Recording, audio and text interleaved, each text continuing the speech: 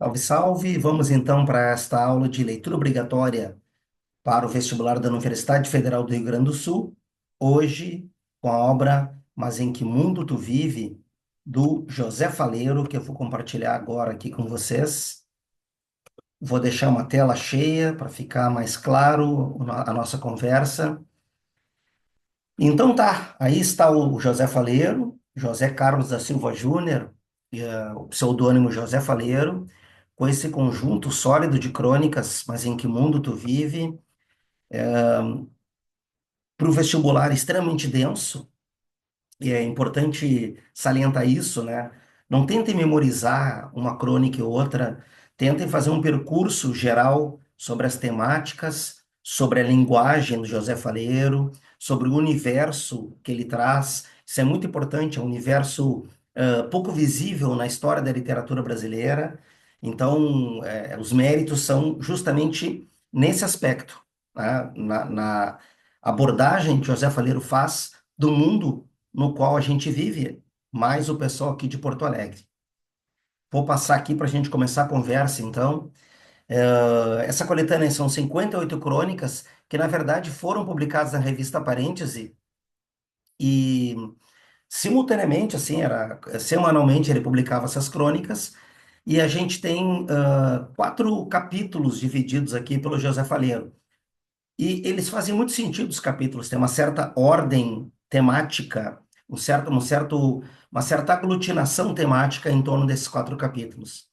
Uma coisa importante, é um livro de crônicas. E uma das coisas mais evidentes da crônica é que aquele que fala na crônica geralmente é a própria pessoa. Diferente de um conto, se eu estou narrando, se eu coloco uma primeira pessoa num conto, as pessoas não pensam que é eu, Altair Martins, que estou vivendo aquela história do conto. Há uma despersonificação, em geral, na ficção narrativa, ao passo que a crônica tem uma marca de gênero próprio, que é essa, inclusive pela ideia de que aparece muitas vezes a foto do autor da crônica junto, que é essa instância da persona. A crônica instala a instância da persona, ou seja, esse eu que aparece na crônica, vocês podem justamente associar ao próprio José Faleiro. Então, eu botei ali, ó, diferente do narrador, a persona é uma voz que se mistura com a voz que publicamente relacionamos a determinado autor ou autora, e por isso não está protegida pelo contato da ficção como narradoras e narradores. Então, a gente identifica a autoria presente. Crônica deixa a autoria presente. Isso aqui é uma coisa importante, ó. A voz e a vida do Faleiro coincidem com as crônicas que ele está escrevendo. Ele não está ficcionalizando o universo, ele está relatando coisas que passaram pela vivência dele ou que ele escutou, isso também é vivência, para trazer para essas crônicas. A nossa. Ficaram duas letras B agora, eu vi aqui, ó. Mas tudo bem. O nosso próximo item ali fala da sagacidade. Uma pessoa sagaz, uma pessoa que sabe sacar a realidade. Talvez seja uma das maiores virtudes do Faleiro, sacar a realidade que o circunda. Ele tem essa sagacidade, tem um humor que por vezes é um humor ácido e por isso é excelente, que é um humor que revela essa desigualdade social brasileira. A ironia, a ironia está sempre presente, sempre cutucando a ideia da pretensa normalidade definida pelas classes dominantes. Há um conceito de normalidade que é estabelecido por aqueles que pouca ou quase nenhuma dificuldade têm em viver. Por isso aparece muito essa ironia dele. A crítica social sempre presente. O Faleiro, como ele mesmo se define, né, é um autor marginal, um escritor marginal, porque fica à margem da lomba do pinheiro e que traz esse olhar contundente sobre a pretensa realidade que se estabelece como se fosse algo normal, como se fosse natureza, como se tivesse brotado do chão, e na verdade é fruto de luta social. É fruto, na verdade, todo esse poder social é fruto de longas gerações atrás que já detinham o poder. Então, crítica social em diálogo com o leitor. E aí ele faz presentificar, que é uma das marcas da crônica. A crônica é sempre um diálogo para o presente. Mesmo que eu recupere algo do passado, eu trago para o presente, porque a crônica é uma conversa diretamente com o leitor.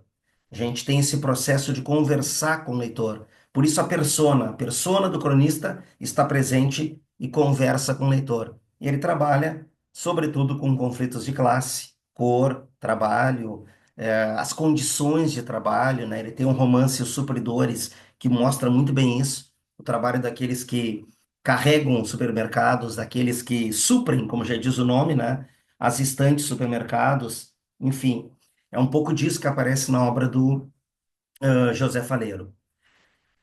Eles definem assim, então, como eu tinha dito antes, ó, o autor marginal periférico, tá? Da periferia, da Lomba do Pinheiro.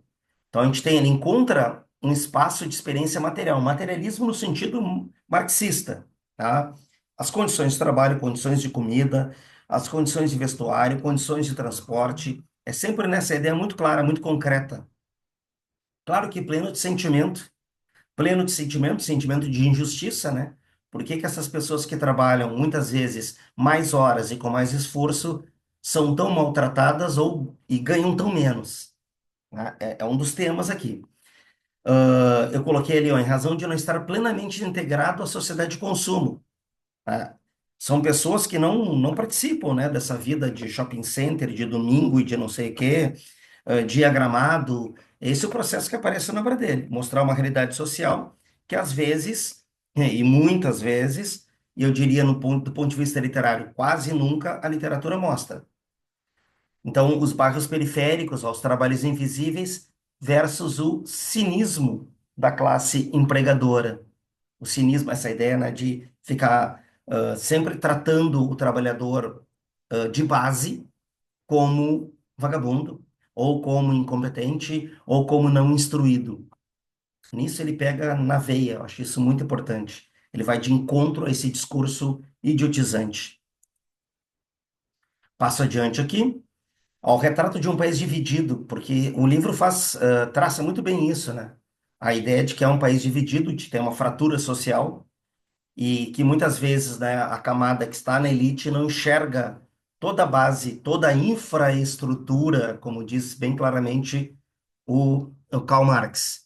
Então, ó, ele investe-se de forasteiro, aquele que não pertence a esse mundo da elite, e também não pertence ao mundo literário, né? Então, ele é o forasteiro no mundo da literatura, com o objetivo de estabelecer uma espécie de diálogo conflituoso.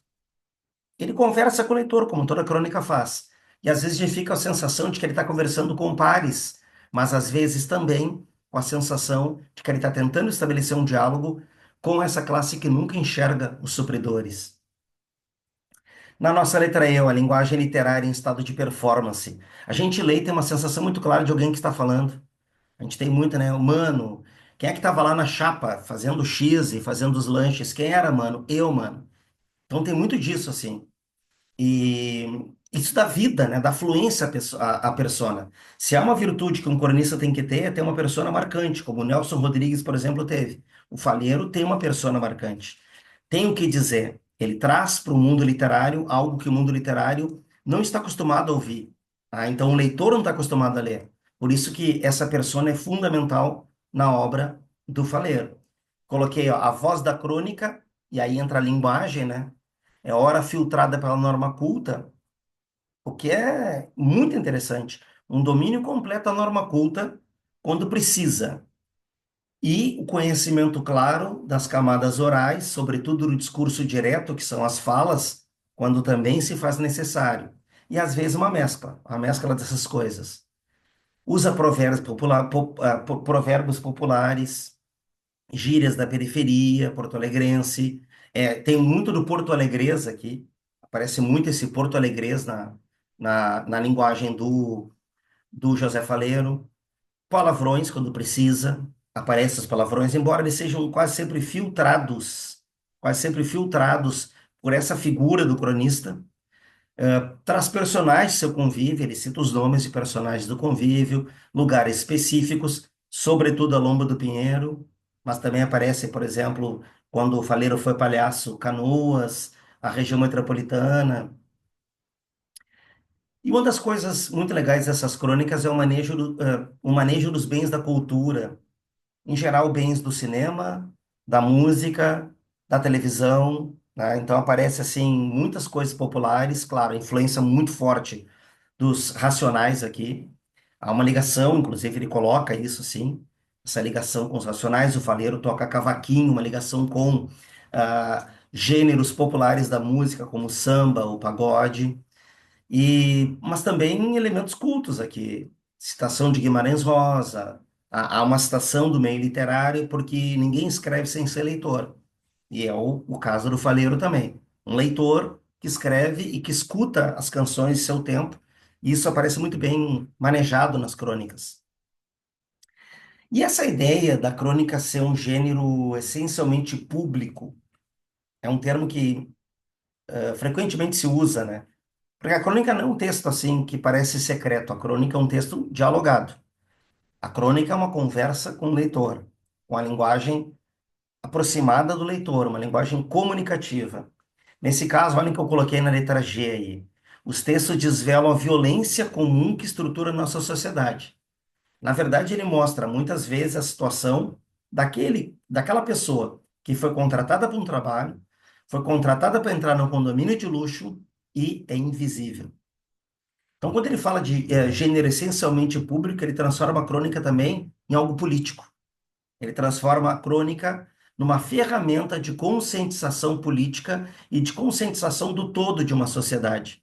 Saber que uma sociedade, ela se entrelaça de várias camadas. As crônicas executam isso com maestria. E aí, para fechar algumas características gerais aqui, ãh, essa função conativa, não sei se vocês recordam, a função apelativa que a crônica tem, que é conversar. Ah, você, mano, olha só, tem muito disso, né? E são crônicas que parecem muito orais, parecem muito faladas, e por isso esses elementos ficam tão explícitos aqui. Ó, ele chama e implica o outro desde a linguagem, e implica o outro e questiona o outro, tá? Há muito questionamento, assim, ele vai questionando, questionando, vai trabalhando com esses elementos. E eu botei ali o tempo todo o eu dos textos, que seria um José Faleiro, conversa com o leitor, imagina o que o leitor está pensando, corrige o leitor. É muito legal, porque como eu disse, é o papel do forasteiro entrando numa sociedade e no mundo literário que não lhe pertence. E esse talvez seja uma das grandes virtudes, né? É, com certeza, uma das grandes virtudes desse livro denso. Gente, é um livro denso, tá? Não é um livrinho, ó, é um livro denso, denso, denso, com muitas crônicas. 58, é um número gigante de crônicas. Sobre as estruturas, a gente tem crônicas comentário, que é aquela típica crônica em que a pessoa comenta um assunto, e aí a narrativa, se é que há, fica em segundo plano. Um grande número de crônicas narrativas, a partir de episódios pessoais, tá? Tem episódios pessoais de vivência, quase sempre associados ao trabalho do faleiro, quase sempre associados a essa condição, né, do trabalho, a condição precária do trabalho. E algumas crônicas que são quase contos. A AVC, por exemplo, até conversei com o meu amigo da URGS, o Guto Leite, ele também acha AVC um conto, tá? Então, a gente tem esse tipo de coisa, mas sempre com a prevalência dessa conversa com o leitor, que é uma das coisas mais ricas que acontece na crônica. Vamos agora entrar nas seções do livro e ler algumas crônicas aqui. Essa é a proposta. Acabei errando aqui, gente, só um momento. Eu vou dar uma pausa aqui para pegar o livro.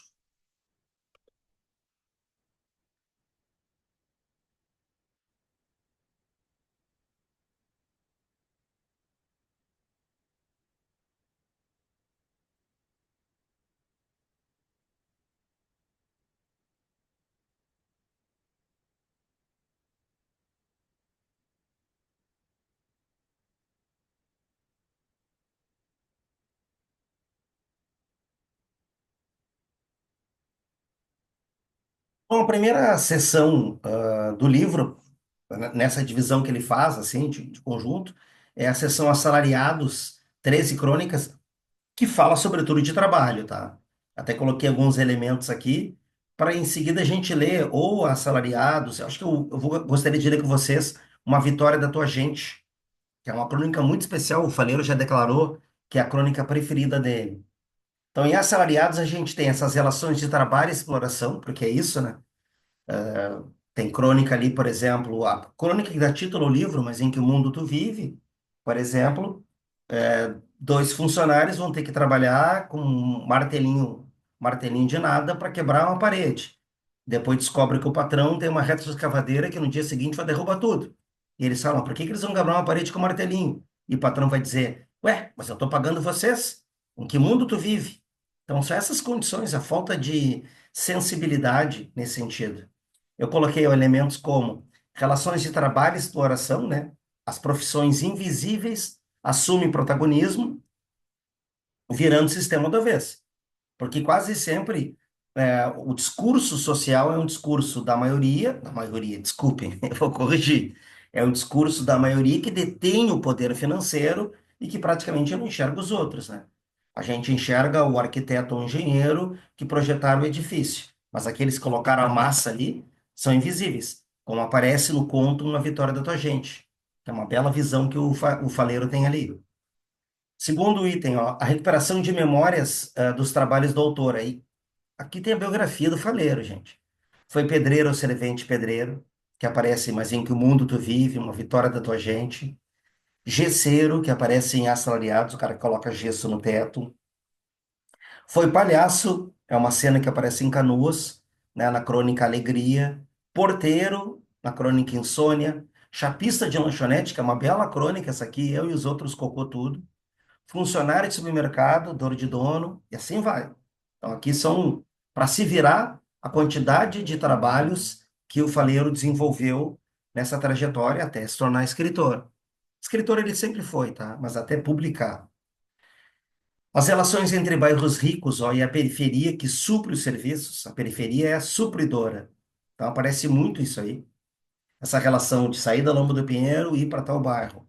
Ah, sempre no busão, sempre comendo o que dá pelo caminho, sempre tomando cuidado para não tomar mais de um latão. Preocupação do faleiro, por exemplo, de tomar muito latão e o medo, por exemplo, de alcoolismo, o medo de cair em algo que atrapalhe o próprio trabalho. Os desafios da permanência do trabalhador pobre no sistema educacional, que é isso, né? O trabalhador pobre trabalha o dia inteiro e aí vai para um EJA, caindo de sono, de cansaço, como estudar?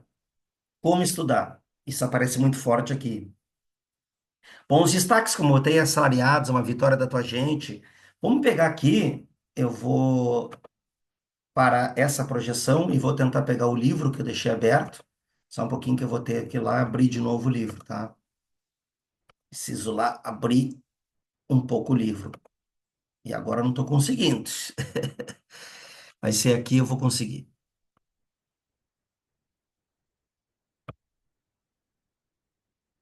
Ó, aí estamos nós. E aqui está o livro. Eu vou botar também leitura para a gente poder ler essa crônica. Ficou pequenininho aqui, mas a gente consegue pelo menos avaliar, tá? Uma vitória da tua gente. A crônica que ele considera a mais legal dele. Eu acho que estava melhor do modo anterior aqui. Isso, ela ficou maior aqui. Eu só fecho essa coisinha aqui, ela fica maior ainda para nós. Pronto, aí fica melhor.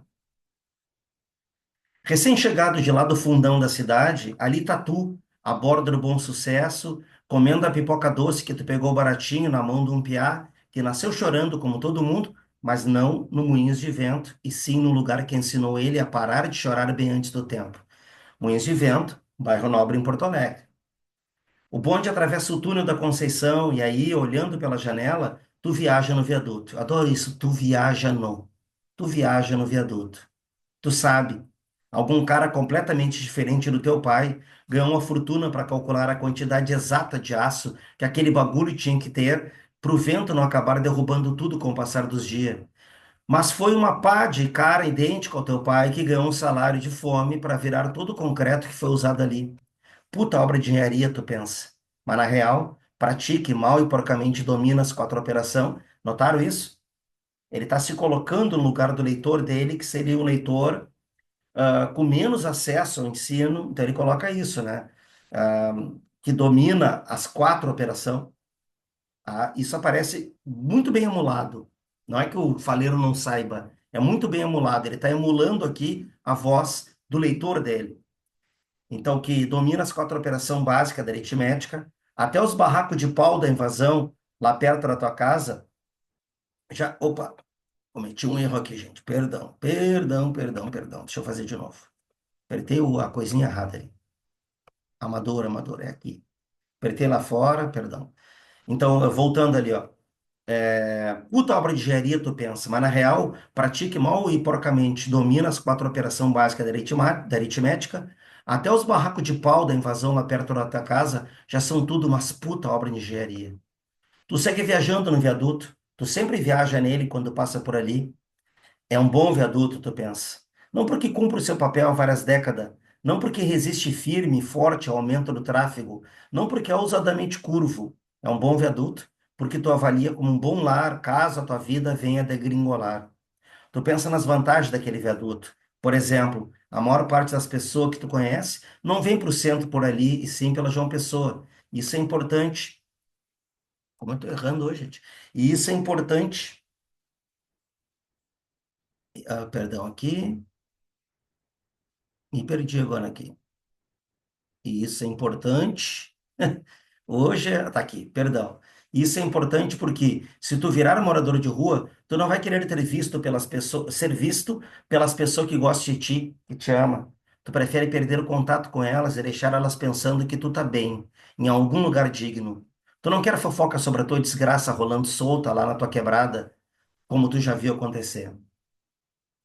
Isso te faz Isso te faz lembrar daquele cara, aquele pai do teu bruxo, conhecido pelas bebedeiras e pelas confusão, aquele que durante tua infância morou na tua vila, aquele que pediu para tua avó aplicar as injeções que ele tinha que tomar na bunda e que um dia xingou a tua avó e que, por isso, tomou um pau de um primo teu. Aquele que, quando bebia, tentava se comunicar com o outro no inglês fajuto para fazer todo mundo dar risada. Aquele que um dia sumiu sem deixar vestígio. Aquele que anos mais tarde foi visto por alguém, numa avenida qualquer, sentada numa cadeira de roda, pedindo esmola. Tu também lembra daquela outra figura, aquele cara que era só pouca coisa mais velho que tu e que um dia engravidou uma mina e não quis assumir o filho. Tu lembra de como o pai dele ficou puto por achar que aquilo não era atitude de homem e aí resolveu botar ele para fora de casa? Ninguém nunca mais soube daquele malandro por bastante tempo. O primeiro da quebrada a voltar a ver ele foi tu mesmo. Tu lembra muito bem como aconteceu. Tu era peão de obra e foi trabalhar na construção de um prédio de 7 andares ali no Jardim Botânico, perto do shopping. Nos primeiros dias, tudo que tinha para fazer era demolir uma casa abandonada. Foi foda demolir aquela casa, porque tu sabia que uma pá de morador de rua tinha ido morar ali e tu tinha chegado para destruir a casa deles, para construir um lugar, um prédio de 7 andares, onde só ia morar gente que não tinha problema algum em arranjar moradia em qualquer outro canto da cidade. E para piorar tudo, um dos caras que tu deixou sem casa era justamente aquele malandro lá da tua quebrada, aquele que o pai tinha expulsado. Tu sente vontade de chorar, tem a pressão fodida dentro da tua cabeça, amassando tuas ideias. Tu sente vontade de gritar ali mesmo, naquele instante, dentro do bonde. Tu pensa que vai ficar louco até. Mas tu é igualzinho o piá que te vendeu a pipoca doce. Então tu já sabe, tu aprendeu bem cedo como se faz para não chorar. Tu tenta esquecer esses baratos e segue viajando no viaduto. Outra vantagem dele é que ele fica ali, naquela região central, onde é mais fácil ganhar alguma esmola, onde é mais difícil um playboy filho da puta querer te pegar dormindo e te espancar ou botar fogo em ti. O único problema é que mais cedo ou mais tarde tu vai enfrentar, se um dia tu morar embaixo daquele viaduto, é inevitável higienização daquela região. Tu se pergunta, quanto tempo será que ainda vai levar até a prefeitura chamar os porcos e varrer todo mundo ali, como fez na Borges? Porra, por que tu pensa nessas coisas afinal? Será que todo mundo sai por aí olhando os viadutos da cidade e considerando a possibilidade de um dia morar embaixo deles, pensando nas vantagens e desvantagens de morar embaixo de um ou embaixo do outro? Bom, tu sabe. Tu formula a pergunta e na mesma hora lembra da resposta. Esses caras, tudo que tá morando na rua, não é tão diferente assim de ti, né? É uma realidade próxima da tua realidade, colada na tua realidade. Um passo em falso e tu vai parar para lá. Um dia que Deus esteja de mau humor e tu vai parar para lá. Tu sabe, tu conheceu vários cabeça que mais tarde acabou indo parar na rua. E também tem os moradores de rua que tu só conheceu depois, quando eles já moravam na rua. Como aquele senhor de idade, lembra? Tu fechava com ele no caminho de volta do teu tempo, toda santa noite, E você sempre tomava um latão junto, trocando uma ideia. Ele era moderado, só tomava um. Nunca aceitava o segundo quando tu convidava para tomar mais. Às vezes tu tomava dois, três, quatro. Ele sempre tomava só um e dizia que estava satisfeito. Hoje tu sente saudade dele e se pergunta como ele deve estar. Tu gosta dessa história que ele te contava? Tu gostava muito. Uma vez ele te contou que, quando era jovem e morava na Lomba do Pinheiro, ajudou a construir algum dos prédios do campus do Vale da Urques. Lembra que tu sentiu quando ele te falou aquilo? Foi um soco na boca do estômago. Tu quer fazer letras na Urques um dia, não quer? Mas a verdade é que tu conhece mais morador de rua igual a ti do que gente formada em letras igual a ti. A verdade é que tu mora no mesmo bairro que aquele senhor já tinha morado um dia, e tu já foi peão de obra exatamente como ele já tinha sido um dia, e tu, inclusive, já trabalhou na construção do galpão do Campos do Vale também. E foi assim, naquela noite, ouvindo aquela história, que tu sentiu surgir dentro de ti esse medo que não te deixa em paz até hoje, essa tristeza que nunca mais foi embora, essa revolta eterna. Naquela noite, aos 20 e poucos anos, tu nasceu. Há um jogo aqui agora de que esse tu é o próprio espelho, né? Esse tu é o próprio faleiro. Hoje tá mais foda que o normal. A princípio, tu vinha planejando dar a volta no centro e descer lá no Parobé, mas vai ser impossível. Se tu descer lá, vai estar perto demais da Escola Porto Alegre, que é onde tu tá indo. E assim não vai dar tempo de beber nada. E tu precisa tomar pelo menos um latão. É o calor? É a saudade da ignorância absoluta? É o medo do futuro? Ou será que tu é um alcoólatra? Não importa. Tu não quer ficar pensando nas possíveis explicações para tua vontade de beber. Tudo que tu quer é tomar pelo menos um latão, e é por isso que tu desce no centro, no fim da linha do bonde, para ir a pé dali até a Escola Porto Alegre, para dar tempo de beber.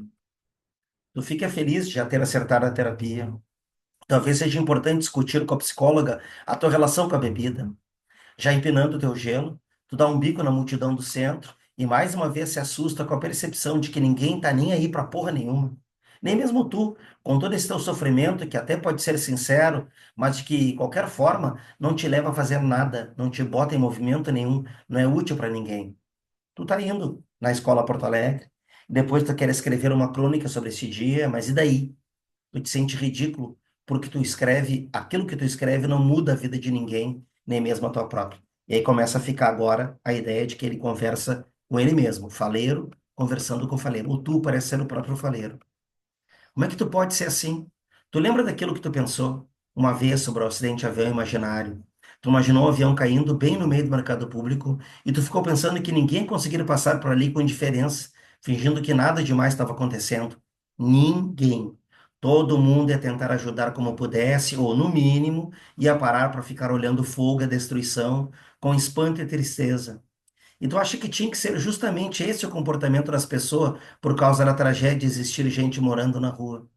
O trânsito devia parar, tinha que chamar toda a polícia, tinha que chamar os bombeiros, tinha que chamar as ambulâncias, tudo, tinha que chamar o prefeito, o governador, o presidente, tinha que pedir ajuda internacional, tinha que acionar a ONU, tinha que arranjar dinheiro, milhões e milhões, o que fosse necessário. Tinha que acabar com o problema o mais rápido possível.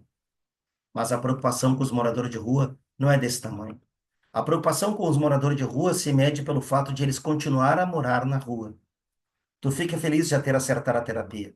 Tu não entende lufas de como funciona uma terapia, tu não faz ideia de como a psicóloga vai trabalhar, mas, por causa do que tu viu nos filmes, tu imagina que em algum momento ela vai te aconselhar a não ser tão duro contigo mesmo. E essa te parece uma boa ideia, inclusive. Não seja tão duro contigo mesmo, tu pensa, respirando fundo e olhando para o céu. É o conselho que tu acha que um dia vai vir da psicóloga, mas tu já precisa dele hoje. E que por isso tu te antecipa e dá ele para ti mesmo hoje.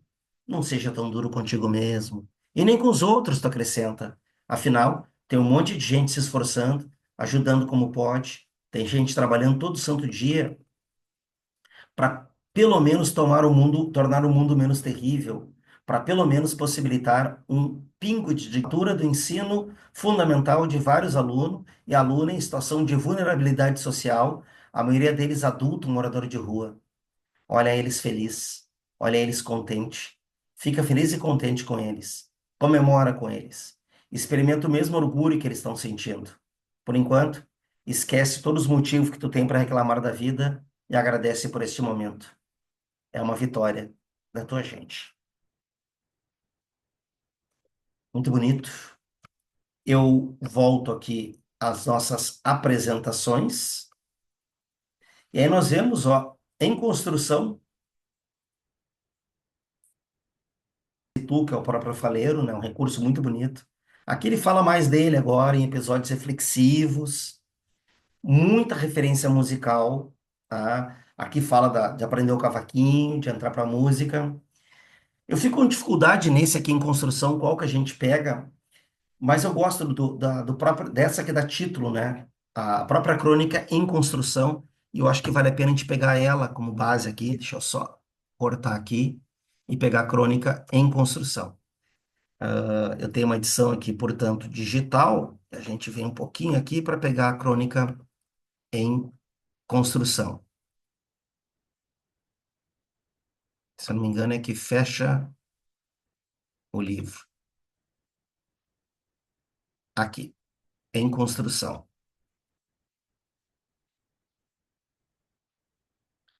Essa crônica é muito legal. Ela fala muito do bairro Lomba do Pinheiro, tá? E, bom, vamos à crônica, vocês vão entender qual é a moral dela. Pensando bem, o Pinheiro, aqui onde eu moro, é um bairro tão longe de tudo que dificilmente alguém viria parar nessas bandas por engano.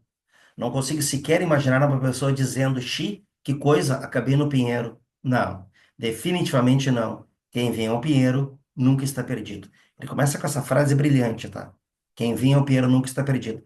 Para agora traçar um painel mostrando que aquilo que chamam de atraso, que é o que o bairro Lomba do Pinheiro tem, na verdade é a restituição da grandeza humana, de conhecer as pessoas do bairro, de saber onde comprar no bairro, de poder ter os animais no pátio, ou seja, é aquela vida quase paradisíaca que a cidade foi destruindo, a cidade foi se cercando. A nossa vida originária porto-alegrense talvez esteja nos bairros, é isso que ele quis dizer. Quem vem ao Pinheiro se encontra, nunca está perdido.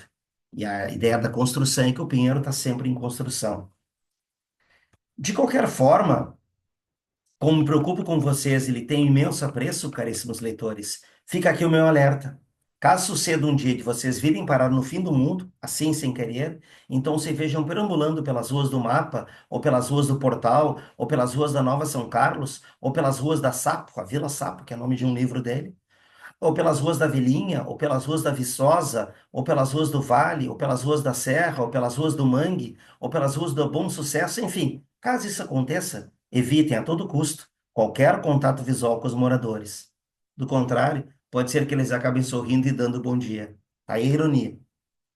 Como que quando alguém espera violência, ele diz: mas é aqui no Pinheiro, se tu olhar para os moradores, eles vão dar bom dia.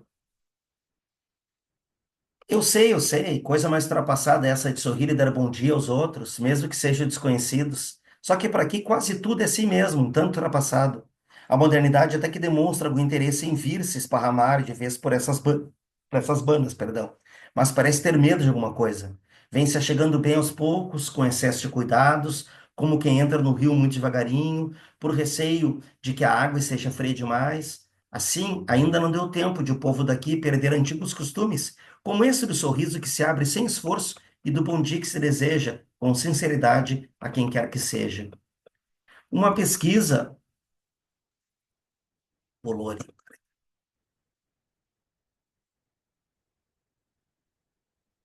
perdi aqui. Aqui. Uma pesquisa certamente terminaria comprovando o que já é suspeita. Em relação a outros cantos da cidade, esta região deve apresentar altíssima taxa de beijos e abraços por metro quadrado. Demodê, eu sei, mas é assim. As pessoas por aqui ainda conservam acentuada tendência ao carinho e à empatia, como se fosse um mundo estranho. Um mundo em que as pessoas se abraçam, se beijam, conversam. É essa a ideia que ele estabelece para a gente, tá? Deve ser essa, inclusive, a explicação para o fato de que, no Pinheiro, todos são vizinhos. Sim, porque aqui todos são vizinhos. O cara pode morar na Austrália, estar no Pinheiro só de passagem. Pode nunca antes ter pisado no Pinheiro. Pode nem mesmo falar o nosso idioma. Nada disso importa. Aqui, as pessoas o chamarão de vizinho. Aqui, as pessoas o reconhecerão como um próximo. Aqui as pessoas não estão muito acostumadas com símbolos de distinção e, portanto, desconhecem meios pelos quais decidir quem é digno e quem não é da sua simpatia, de modo que, na dúvida, acabam sendo simpáticas com todo mundo. Aqui, todos são vizinhos. Sim, sim. Por aqui quase tudo é assim mesmo.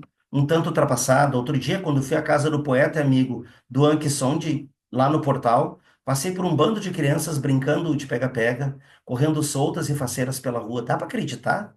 Isso quando não decide tomar banho de chuva e fazer a guerra de lama. É uma maravilha, né? Da qual a cidade se afastou. Coisa mais século XX, não? Pois é, por aqui ainda se vê dessas coisas. Em plena era digital, crianças que teimam em agitar o corpo no arcaico mundo dos átomos, em vez de restringirem a sua existência ao mundo dos bits. Mas bem, sejamos justos. Elas não são as únicas a gozar da antiquada liberdade. Há também os cachorros. Muitos e muitos cachorros. E não estou falando de cães abandonados, nada disso. Estou falando de cães que têm a porta de algum barraco, um pote com água, um pote com comida e mãos que não negam afago. Cães que possuem um lugar para onde voltar depois de passarem o dia abanando o rabo e latindo por aí, desbravando as redondezas. Cães que desconhecem coleiras. Claro, nós do Pinheiro já estamos bastante habituados a vestir brim e nos plantar no ponto de ônibus para guardar o pia articulado movido a diesel, com suspensão e ar e câmbio automático, mas até hoje acontece de aparecerem galinhas e cavalos vagando a esmo pelas nossas ruas, sem muito respeito pelos pátios alheios, para que não nos esqueçamos de que por aqui quase tudo é assim mesmo, um tanto ultrapassado. É verdade que já conseguimos nos livrar dos vagalumes e das cigarras. Olha que triste agora. Abundantes lá nos meus tempos de infância, mas ainda não estamos livres dos pássaros, que são muitos. Também, com toda essa quantidade de árvores que ainda existe por aqui, só podia mesmo dar nisso. Um montão de pássaros que passam o dia inteiro cantando e voando de lá para cá, nos fazendo perceber toda essa beleza que, um dia, há de cair no poço do completo esquecimento, substituída pelo concreto e pelo aço de um pinheiro moderno. Outra consequência de todo o verde dessas bandas é o bendito ar puro. Ar que às vezes acaba nos faltando, isso mesmo. Volta e meia ficamos sem ar por aqui, absolutamente deslumbrados com o céu, porque ainda não há edifícios altos e numerosos o bastante para nos impedir de reparar na imensidão e na profundidade de sua nudez azul. Apenas o céu, simplesmente o céu sem adereço, o céu bruto, o céu que, de tão real, quase ofende. E além das faltas de ar, há também as faltas de luz, que são, inclusive, mais frequentes e mais duradouras. Só que, como por aqui quase tudo é assim mesmo, um tanto ultrapassado, até hoje sabemos como proceder quando o diabo fica sem combustível.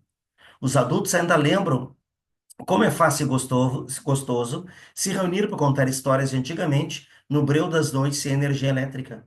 As crianças ainda lembram como se faz para imaginar empolgantes aventuras quando a televisão não está disponível para lhes narrar tudo. Sim, sim. Por aqui quase tudo é assim mesmo, um tanto ultrapassado, e a palavra ainda possui bastante valor para nós. Se o fulano disse que comparecerá à nossa festa de aniversário, então esperamos mesmo que compareça, de modo que ficaremos magoados com a sua ausência. Se o cicrano disse que uma hora dessas jogaria sinuca conosco no boteco da esquina, então esperamos mesmo que isso aconteça, de modo que o relembraremos de sua promessa todo santo dia. E sem assinar qualquer papel ou apresentar qualquer documento, é com a palavra, e só com ela, que se consegue crédito no mercadinho, ou no bazar, ou no salão do cara que corta cabelo. O cara que corta cabelo, inclusive, pode nos jogar os búzios, caso desejemos. Pode também colocar a cerâmica da nossa casa, caso precisemos. E pode ainda pegar um cavaquinho e microfone para nos mostrar o samba de verdade, caso desconheçamos. É que ele sabe fazer muitas coisas na vida. Está sempre a aprender coisas novas. Não por boniteza, mas por precisão, como diria Guimarães Rosa. Sapo não pula por boniteza, mas por precisão. Ele está em construção, assim como eu, que tento concluir o ensino médio aos 32 anos e também estou em construção. Na verdade, todos aqui estão em construção. Não só todos, como tudo. Por todo lado, o que mais se vê são casas de alvenaria, erguidas até a metade ou menos da metade. Mesmo paredes completas esperam reboco. Mesmo paredes rebocadas esperam pintura. Nunca está pronto. Ninguém nunca está pronto. Mas como por aqui quase tudo é assim mesmo, um tanto ultrapassado, aqui sabemos, ainda lembramos do respeito e do carinho que se deve, com que se deve tratar as pessoas. Temos consciência da nossa humanidade, por mais que ela seja negada diariamente nos jornais. E convivendo um pouco com as pessoas daqui, os desumanos de verdade, certamente conseguiriam restabelecer a paz no coração e promover o tão esperado reencontro consigo próprios. Afinal, como eu disse antes, quem vem ao Pinheiro nunca está perdido. É um primor. O Pinheiro é o elo perdido ainda das humanidades, tá? Ou seja, é um mundo que ainda mantém esse caráter humano das pessoas. É uma bela crônica. Quando chega nessa sessão, que é a nossa penúltima, branco é a avó, as 12 crônicas, agora entra muito na questão étnico-racial. Aqui o Faleiro se afirma negro, porque ele é filho de homens negros, embora não tenha o fenótipo completamente identificável como negro, isso não interessa, ele assume-se como negro, e é assim que ele quer ser reconhecido, por isso o branco é a avó, tá? São episódios e lutas da periferia contra a ordem, questões políticas contra o crescente fascismo, ele é muito consciente do crescente fascismo em Porto Alegre, há uma ascensão, né, de uma elite que deseja uma Porto Alegre só para si, contra as questões de cor, né, discutindo as questões de cor, de opressão, aparece muita polícia que parece preferir, né, prefere os habitantes da periferia, as questões de desemprego, de fome.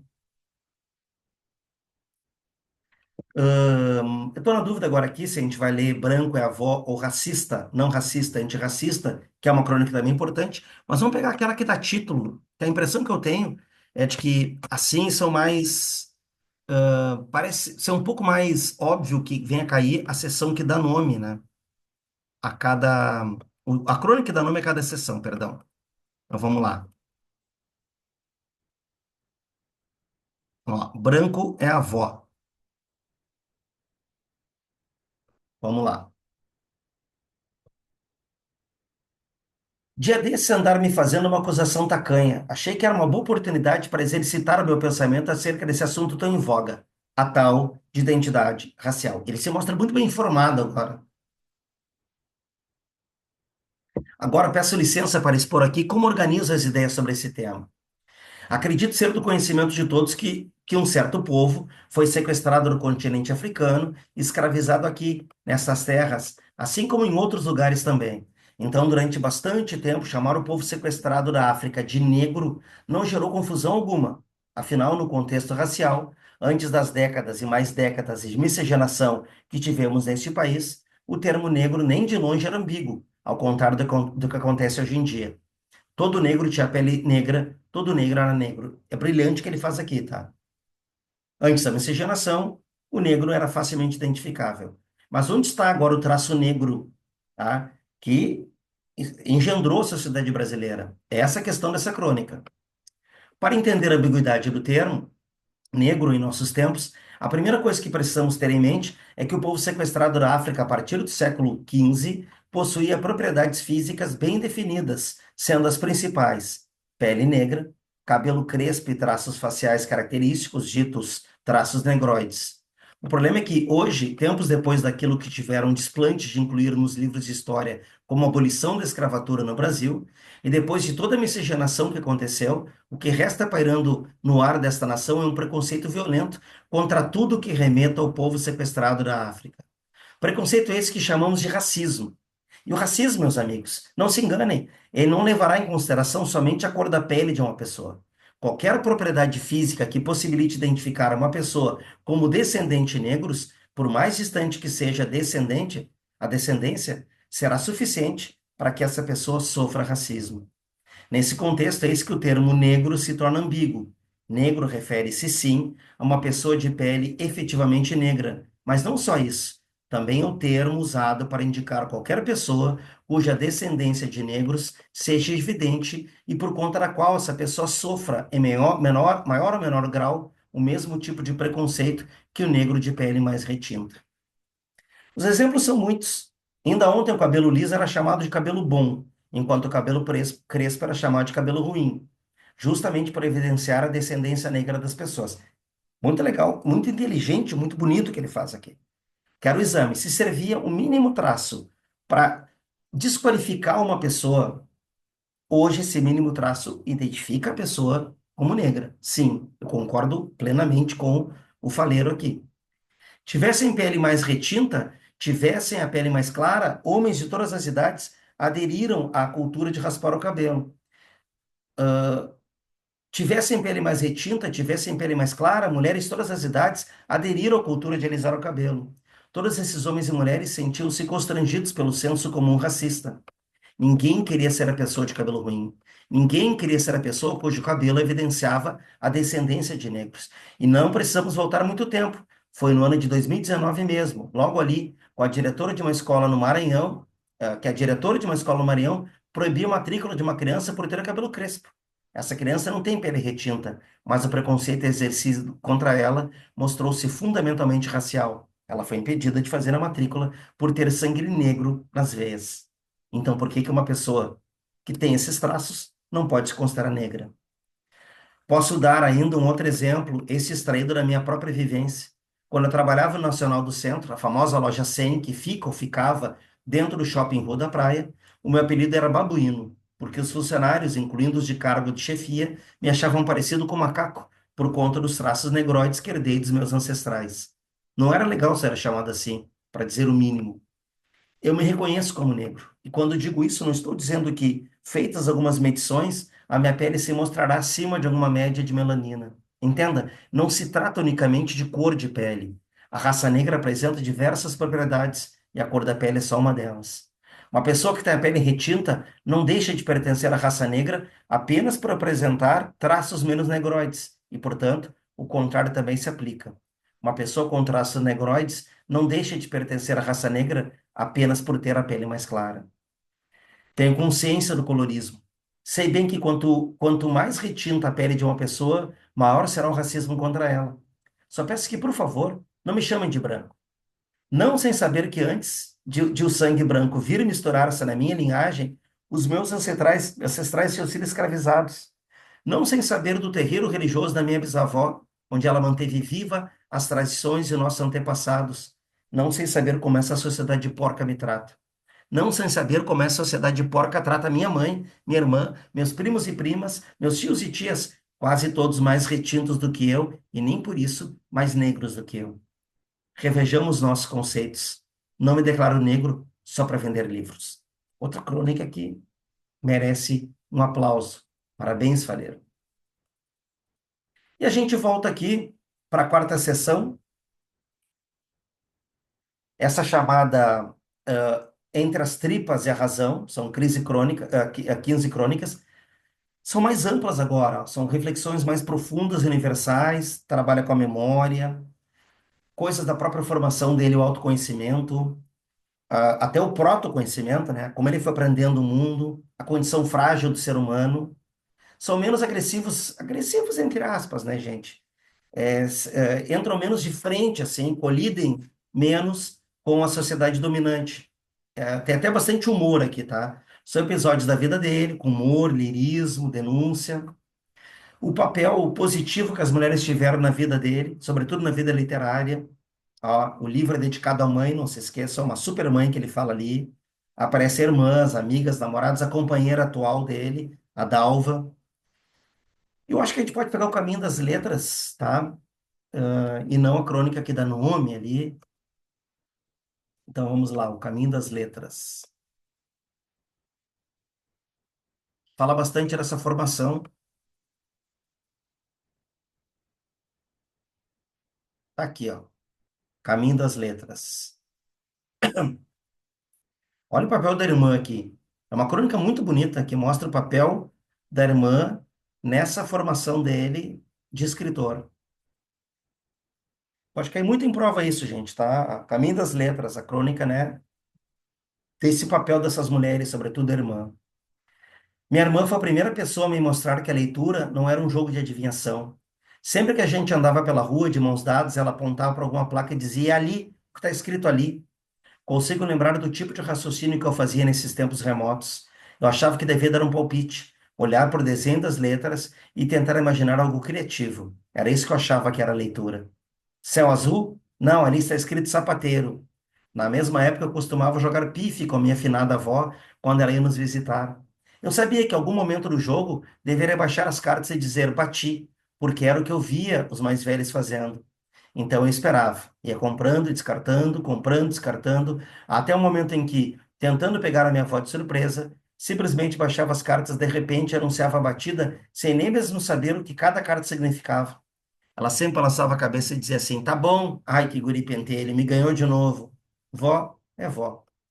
Por causa do carinho infinito da minha avó, eu levaria anos para realmente aprender a jogar pife. Mas o real aprendizado da leitura veio ligeiro, graças à falta de dó que a minha irmã revelava, com que a minha irmã revelava o meu desconhecimento do significado das letras. Não que ela não me amasse, sempre fomos muito ligados, mais do que a maioria dos irmãos. Acontece que a minha irmã é só 4 anos mais velha do que eu. Naquela época, portanto, ela própria também era criança e não tinha ainda a capacidade sutil de fingir que eu estava certo só para evitar me magoar.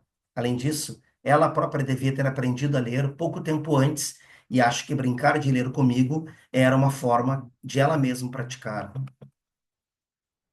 O fato é que comecei a perceber uma coisa estranha, ao mesmo tempo fascinante sobre a vida. Havia coisas que eu entendia como funcionavam e havia coisas que eu não entendia como funcionavam. O pife, por exemplo. Eu pensava que já entendia como funcionava porque minha avó legitimava as minhas batidas. Mas o funcionamento da leitura era um mistério para mim, porque, segundo a minha irmã, os meus palpites nunca davam certos. Uma questão óbvia, né, gente? Tentar adivinhar vai ser dificilmente a gente vai acertar. Fui perguntar para minha mãe como se fazia para ler as coisas. E a minha mãe, então, começou a me ensinar, sempre de noite, depois que voltava das faxinas. Aprendi rápido. Crianças aprendem rápido. Logo eu estava lendo tudo que via por aí e também escrevendo coisa em cada pedaço de papel que achava. Aí veio o mistério insolúvel do G e do J. Aprendi como funcionavam. Conseguia ler e escrever coisas tanto com G como com J. O problema é que naquela idade, muitos e muitos anos antes de vir a conhecer a palavra inconsistência, eu já refletia sobre o que parecia ser exatamente isso, uma inconsistência no mundo das letras. É muito legal sobre a alfabetização aqui, ó. Por desafio, teimei que a coitada da minha mãe Temei que a coitada da minha mãe, que o certo deveria ser garagem e não garagem, né? Com J e não com G. Afinal, como podia o G fazer um som do início da palavra e outro som dentro dela? Dei exemplos. Mostrei como janela se escrevia com J. Mostrei como galinha se escrevia com G. Insisti, enchi o saco. O G devia ou fazer um som ou fazer outro. Não podia fazer dois sons diferentes. É como meu filho, que falava que o X era uma letra mentirosa, que trocava de som. Lembro muito claramente o jeito como essa discussão foi encerrada. Minha mãe incutiu em mim o medo de aprender. Ela disse: meu filho, esquece um pouco isso de ler, escrever e vai brincar. Se tu ficar forçando demais a cabeça, vai ficar doente. Isso faz mal. Tu é muito pequeno para ficar pensando nisso. Quando tu tiver a idade certa, vai entrar na escola e a professora vai ensinar tudo certinho. É claro que a minha mãe não tinha más intenções quando me instruiu assim. Provavelmente ela não apenas não aguentava mais os debates intermináveis sobre G e J. O fato é que tive muito medo de ficar doente e interrompi as investigações sobre as letras. De qualquer forma, o estrago já estava feito. Entrei no colégio com tal domínio sobre a escrita e leitura que a professora chamou meu pai na escola e sugeriu que eu fosse passado direto para o segundo ano do ensino fundamental. Mas isso não aconteceu, porque meu pai achava importante que eu seguisse o caminho integral, sem atalhos. Por anos a fio, deixei de me preocupar com as letras e fui descobrindo outros amores, como o desenho, a música, a filosofia, a programação de computadores. Hoje, parando para pensar, percebo claramente o quanto minha mãe me criou para o sonho. Depois que ela e meu pai se separaram, fui viver com ela, que não mediu esforços para botar lenha nas fogueiras das minhas esquisitices. Tenho para mim, com boa dose de convicção, que a vida inteira minha mãe foi e ainda é uma artista reprimida. Desenterrando memórias antigas, vejo ela sentada na mesa, desenhando, fazia desenhos lindos. Eu era capaz de ficar admirando os desenhos da minha mãe por horas e horas seguidas, sem jamais me cansar.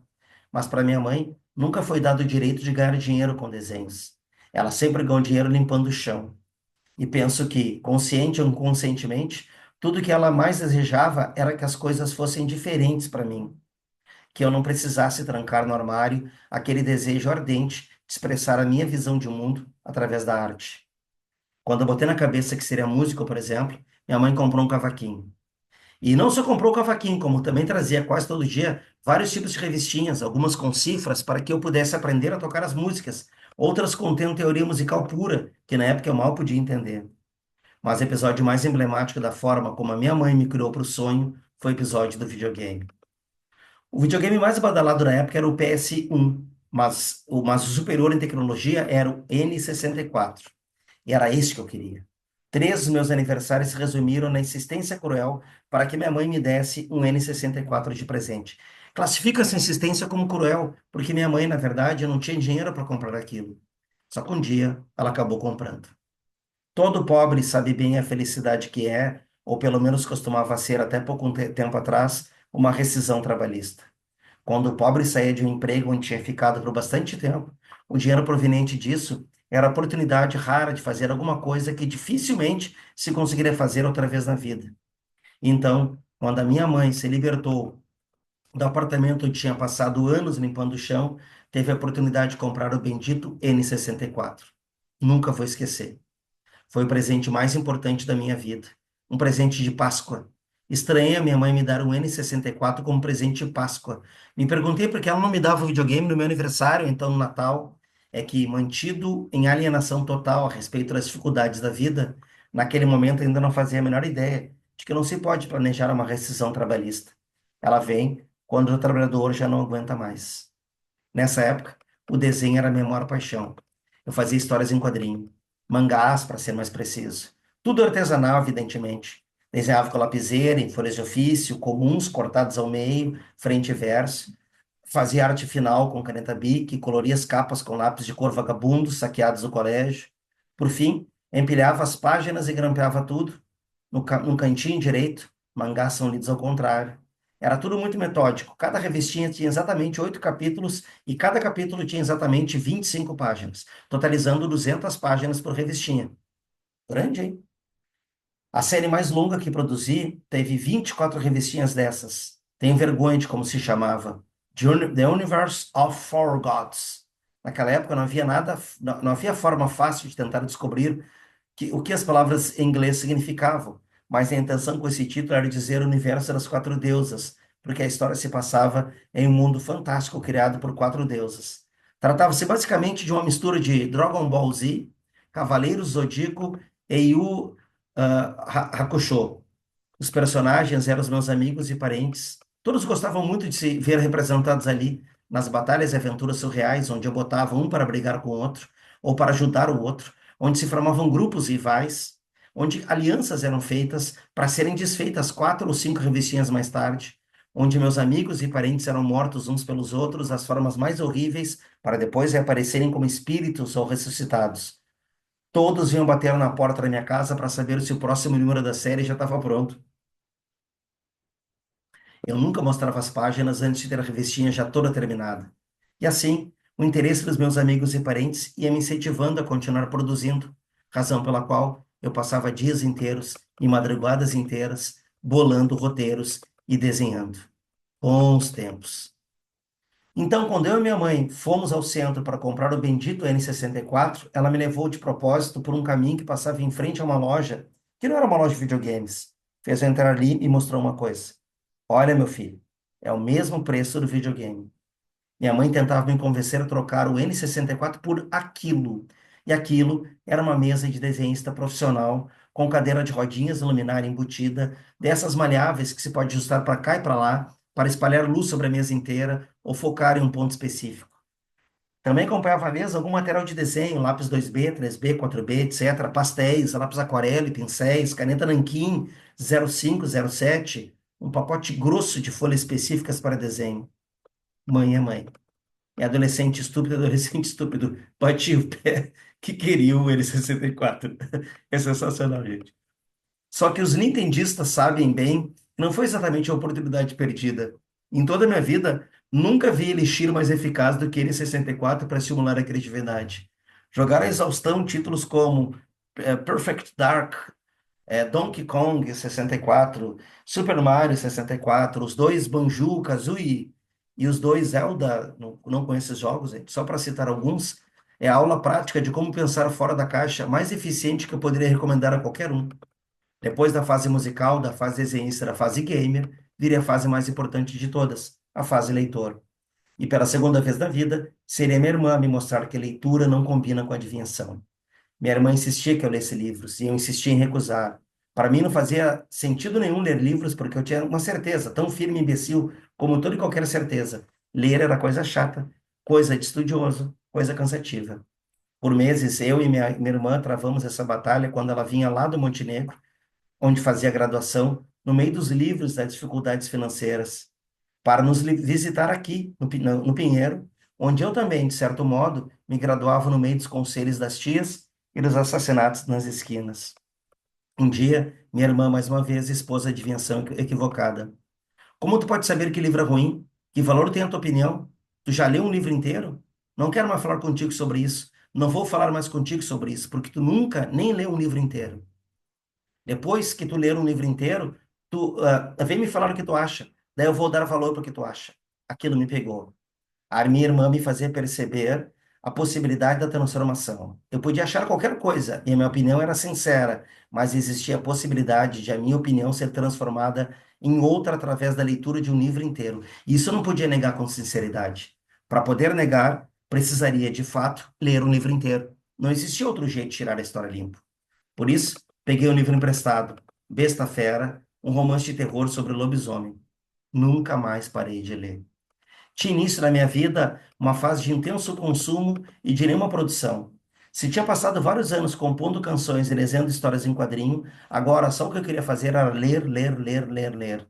Com o passar do tempo, fui me ausentando no campo de futebol, dos botecos, das rodas de maconheiros, onde eu e alguns amigos já começavam a experimentar o pitico, cigarro de maconha misturado com pedras de crack esfareladas. Ninguém mais me via na rua. Passava os dias e as noites recluso, lendo, lendo de tudo, lendo sem parar. A minha casa, que sempre foi um dos pontos de reunião mais importantes da turma, aos poucos foi deixando de ser frequentada. Meus amigos se cansaram de chegar lá e me pegar lendo alguma coisa, sem dar a menor atenção ao que eles falavam sobre o que estava acontecendo lá fora. Me vi só, absolutamente só, e assim permaneci por longo tempo. Não era por achar que ler pudesse me fazer algum bem que eu lia. Lia porque tinha me viciado, lia porque era a maior fonte de prazer que tinha descoberta na minha vida. Lia tudo que tinha em casa para ler. Depois comecei a pedir livros emprestados, sempre a pessoas mais velhas, porque quase ninguém da minha idade saberia dizer onde se podia encontrar um livro. Ninguém da minha idade que eu conhecesse queria saber de livro. E como as opções eram limitadas e a vontade de ler era muito forte, tive que ler de tudo. Li toda a coleção da Agatha Christie da minha avó, li toda a coleção de Edgar Wallace do tio de um amigo, li algumas coisas do Machado, li livros didáticos de história e geografia inteiros, li a Bíblia inteira, li, e quanto mais eu lia e ia lendo, mais coisas eu ia aprendendo e mais coisas eu queria aprender. De Um Mundo de Sofia, fui parar em Apologia de Sócrates, passando por vários outros textos filosóficos, me tornando cada vez mais apaixonado pela filosofia. Depois, quando já trabalhava e podia escolher o que comprar para ler, devorei livros sobre ciência da computação.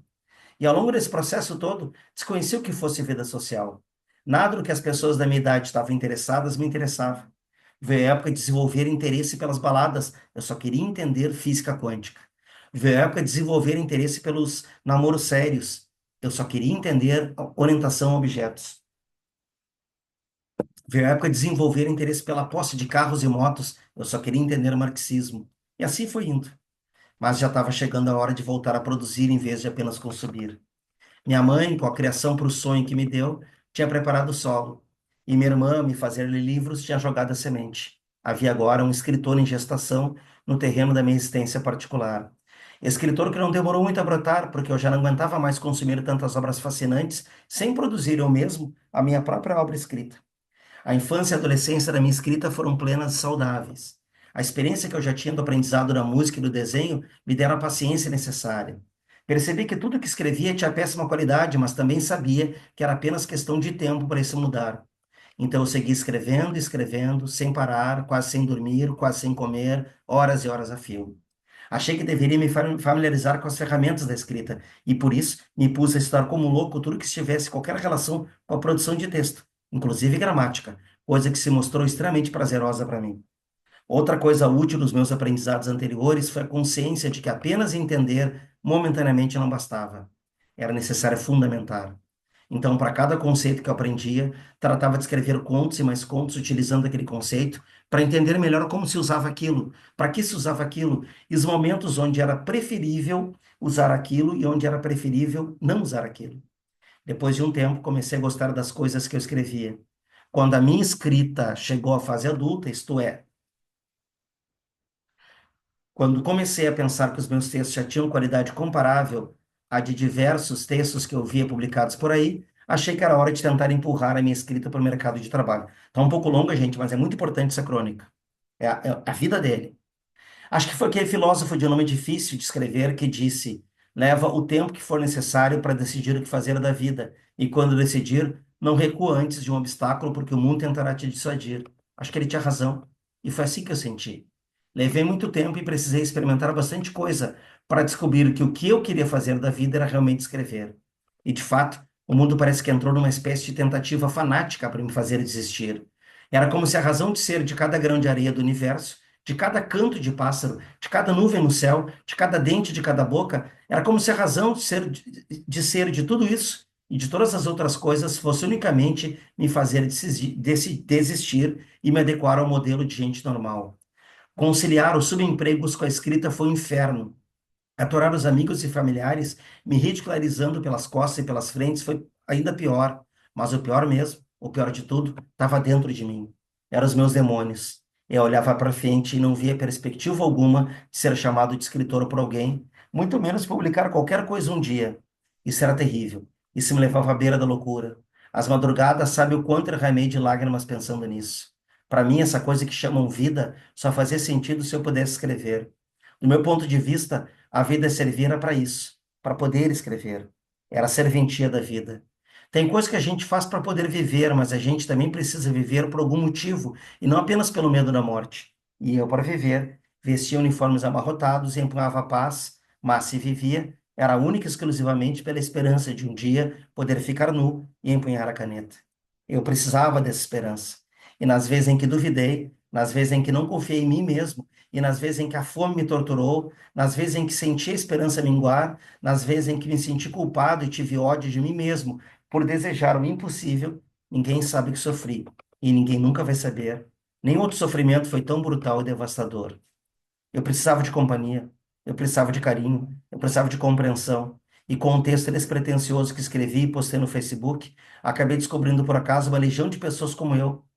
E não estou falando de escritores e escritoras. Pode não parecer, mas escritor é longa, tá?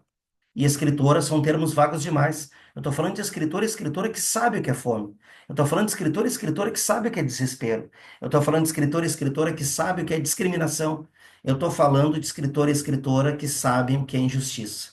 Eu estou falando de escritor e escritora da minha laia. Eu estou falando de escritor e escritora que vive no mundo real. A minha escrita renasceu. E com ela eu também renasci. Tinha conhecido a Silvana através da minha irmã e conheci a Dalva através da Silvana, quando a primeira marcou a segunda no texto despretensioso que postei. Ninguém neste planeta compreendeu a minha relação com a escrita como Dalva compreendeu. Nem mesmo eu. Por incrível que pareça, foi necessário que Dalva viesse para dentro da minha tempestade para me ajudar a entender o que estava acontecendo. Eu nunca teria entendido sozinho. Eu sou grato a Dalva por isso. Mais que gratidão, sinto amor por Dalva. Amor. Nunca amei tanto uma pessoa, a não ser minha irmã e meu pai. Depois conheci Karine através da Dalva, e Karine moveu céus e terras para fazer de mim um escritor publicado.